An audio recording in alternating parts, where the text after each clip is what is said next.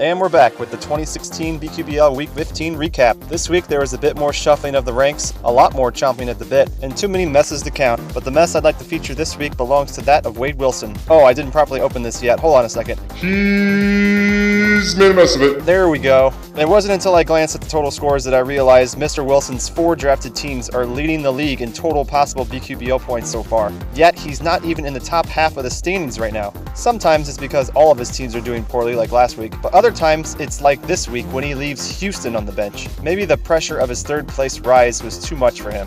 What would you know about pressure? But according to the numbers, maybe you should be featured as the bench segment instead of Jamarcus. BC Dub 16 saw the former relegation watcher remain at second in the standings. With 2 weeks to go, it might be time to make his move on Johnny Effie Moxon, who remains in first place despite a lackluster week. This would not be the best time to go on a cold streak. I hope you haven't reached your peak. This rhyming isn't even on fleek. Chad Hutchinson bounces up to a second place tie after the top score of the week thanks to not leaving Tampa on the bench.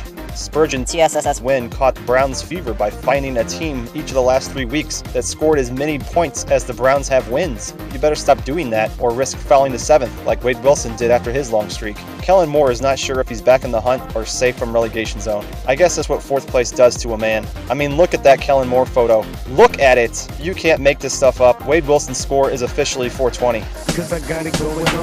This might have been the week to get your last required Browns benching out of the way, but maybe Miss Cleo knows what she's predicting that the rest of us don't. Tyler Palkotine has now had to endure 2 straight weeks of sadness, but look on the bright side, pal. You technically gained ground on the 2 people in front of you this week. Stop sulking or I'll give you something to cry about. Just kidding, please don't relegate me. I don't have anything witty to say about Tim Tebow time. He had an average week, his score really didn't matter, he's gonna get relegated. Not picking Seattle last week broke his chances and his spirit. Now time for a new segment called Deleted Tweets, to fill the void left by Banner Relegation Watch and the bench.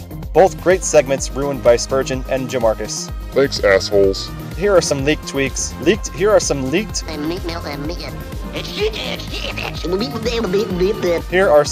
tweets that popular media figures thought twice about posting before deleting them.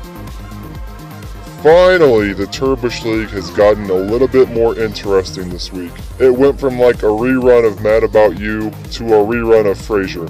Brian Moorman took over the top spot he once called home for 7 weeks earlier this year, while McNown popped a squat on the other popular spot. But let's not forget about Whedon. Russell is putting the heat back on Wenke, and George just looks lost out there. Am I reading this right? Your best week this whole season was a 38. 3 different players in the Kirsch League have put up more than 38 points 6 times already. Come on, man.